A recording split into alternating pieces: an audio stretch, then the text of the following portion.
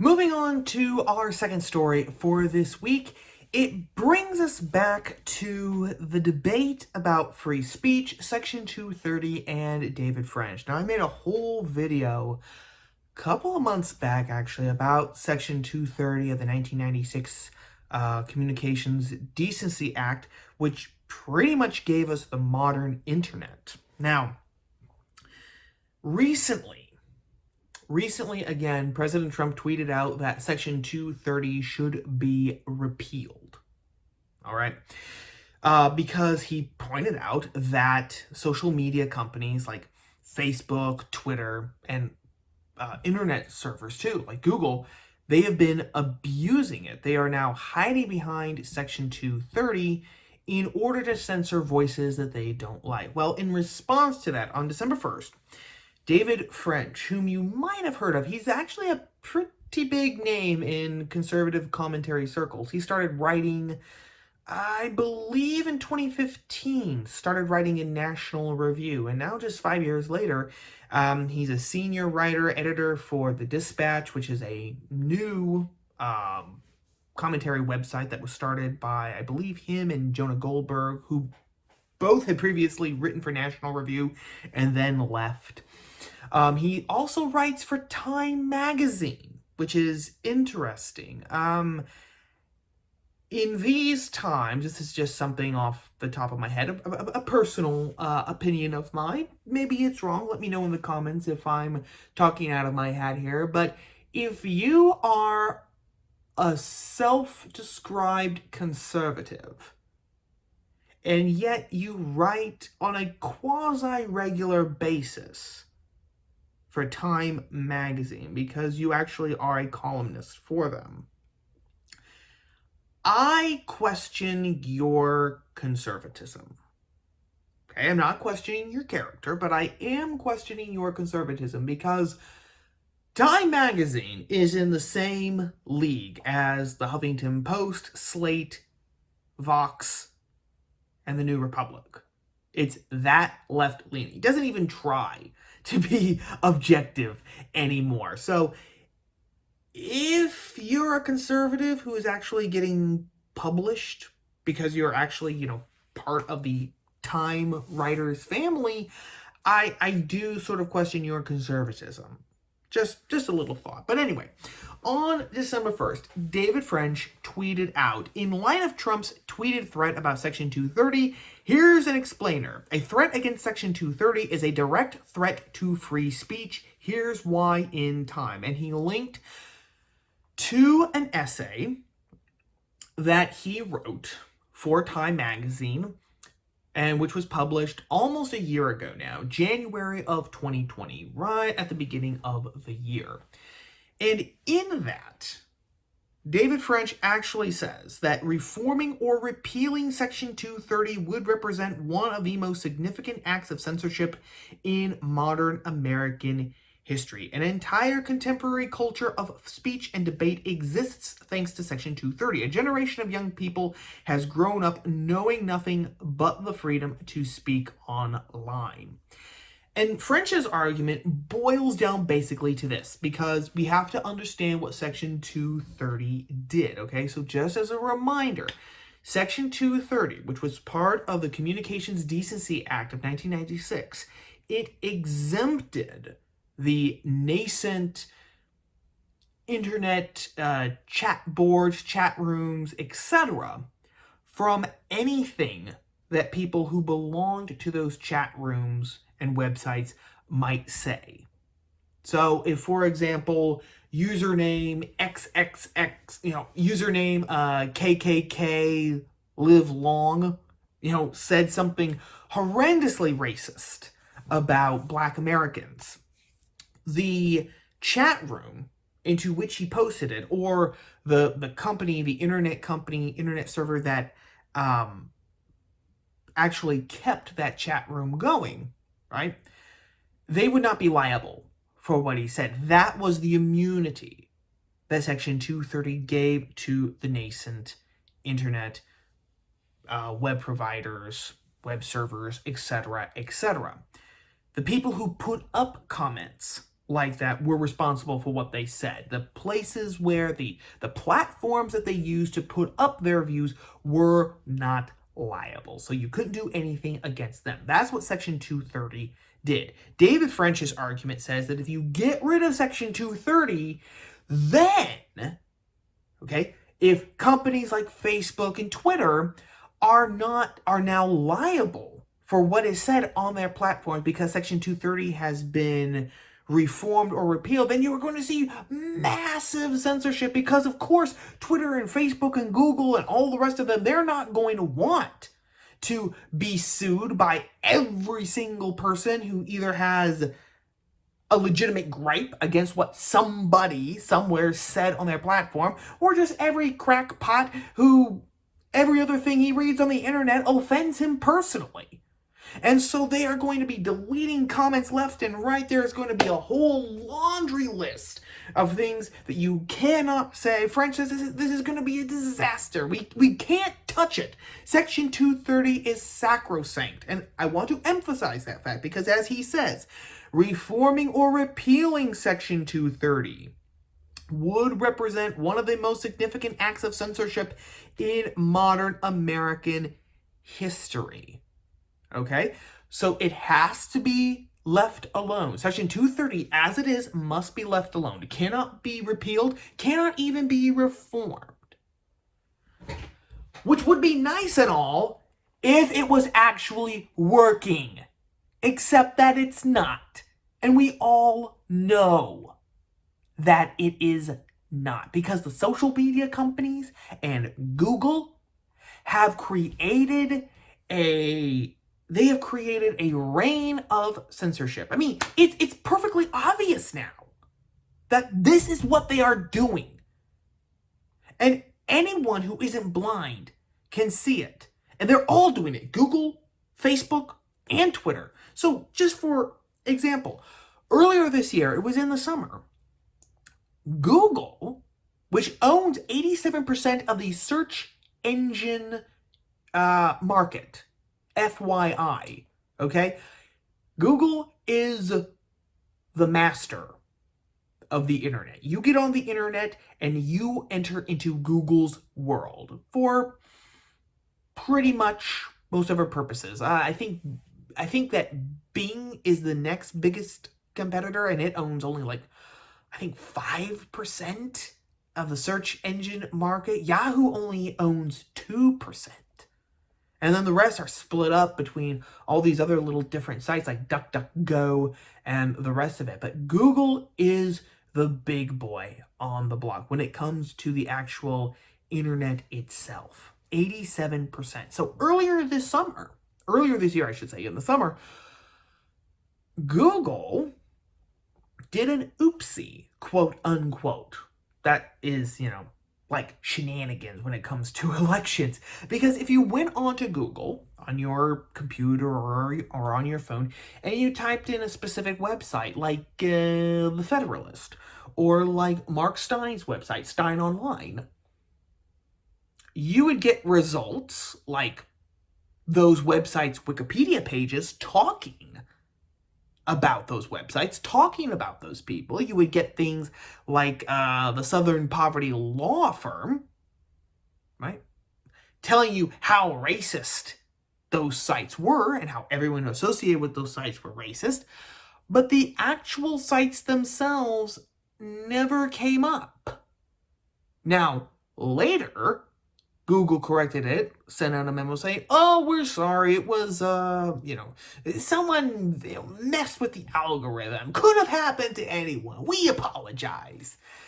And I remember listening to Mark Stein's podcast where he said, sure, all just a big mistake. Because even if it was a mistake, gang, the fact that the company that owns 87% of the search engine market, which means it owns 87% of the avenue by which most people actually get their information and get their research today. The very fact that it does it, the very fact that it can actually white out certain sites simply by fiddling around with their algorithm should have sent cold shivers down everybody's spy, regardless of political affiliation. But again, according to David French, we can't do anything about it because Section 230 is right there. Or, take a look at this. This is, let me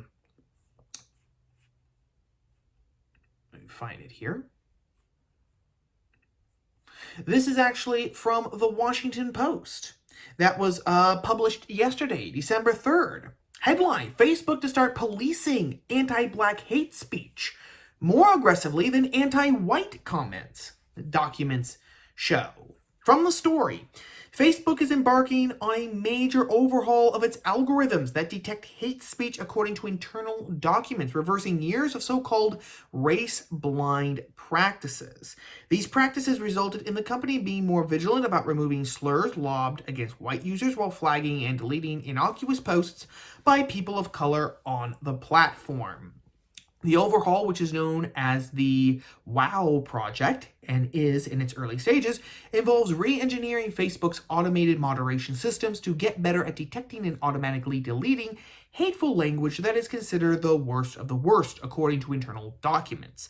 The worst of the worst includes slurs directed at blacks, Muslims, people of more than one race, the LGBT community, of course, and Jews, according to the document.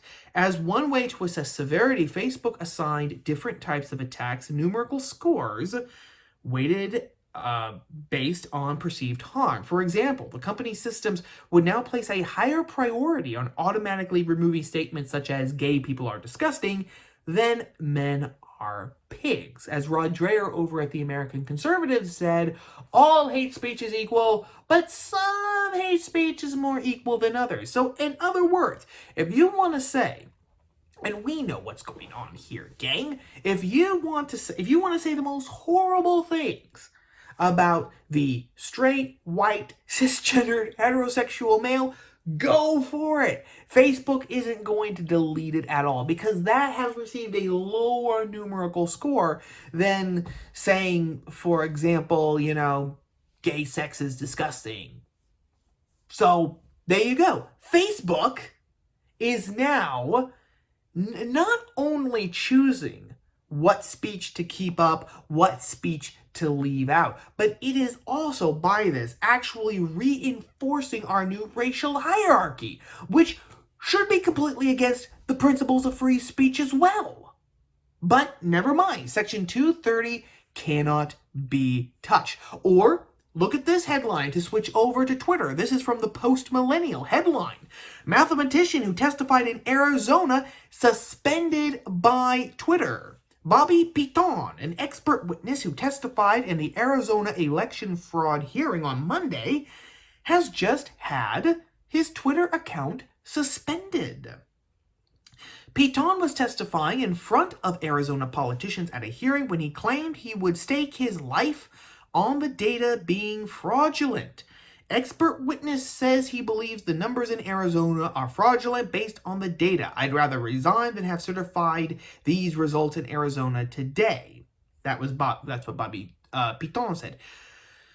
And so, because Bobby Piton, who is a professional mathematician, said that the data regarding the ballots in Arizona just this past election day showed clear evidence of fraud, Twitter suspended his account.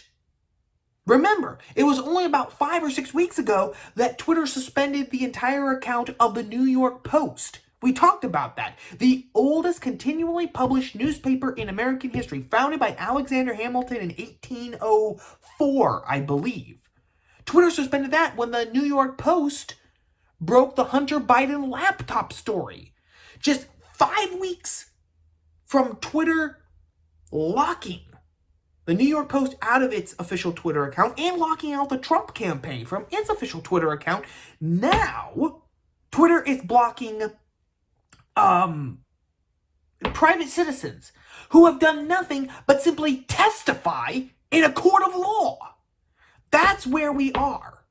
And in fact, what makes this even more ironic is that The left has been screaming that we need to listen to the experts, trust the experts, trust the experts. Well, apparently, we're not supposed to listen to the experts that Twitter, in its benevolent omniscience, deems that we shouldn't listen to. Because when an expert like Bobby Piton testifies on an issue that the left doesn't want raised, and when he says what the left doesn't want you to hear, boom! Down comes the iron hammer of Twitter. And yet, David French says that Section 230 cannot be touched. And in fact, it's even worse than that, because at the very end of his timepiece, David French says this: yes, this freedom is often abused, okay? The freedom of being able to say what you want on the internet. The freedom, okay?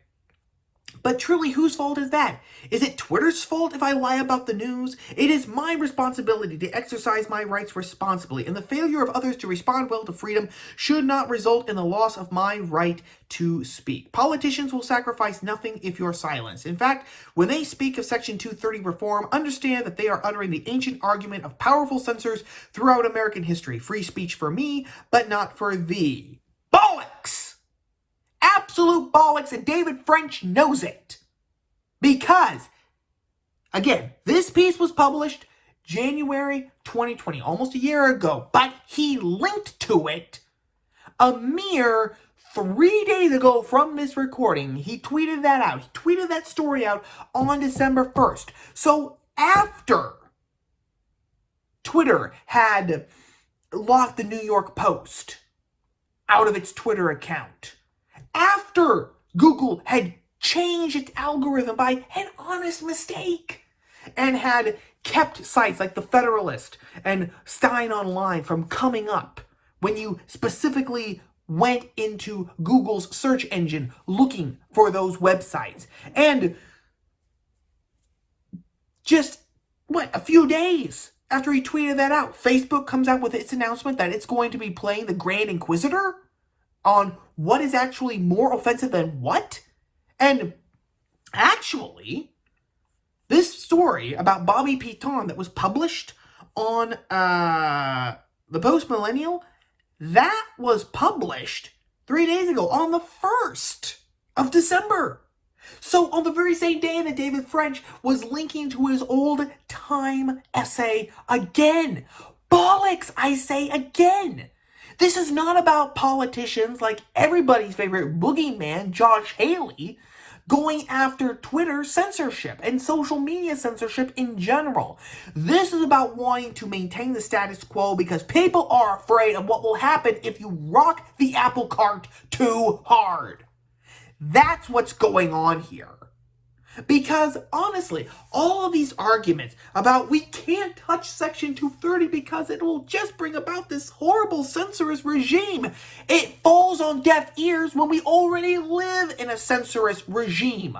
What? People are already getting their comments deleted left and right. Sometimes you don't even have to be what David French would consider a MAGA conspiracy theorist. All you have to do is say, hey, you know what? This data, that looks kind of funny. I forget the guy's name. I forget his name.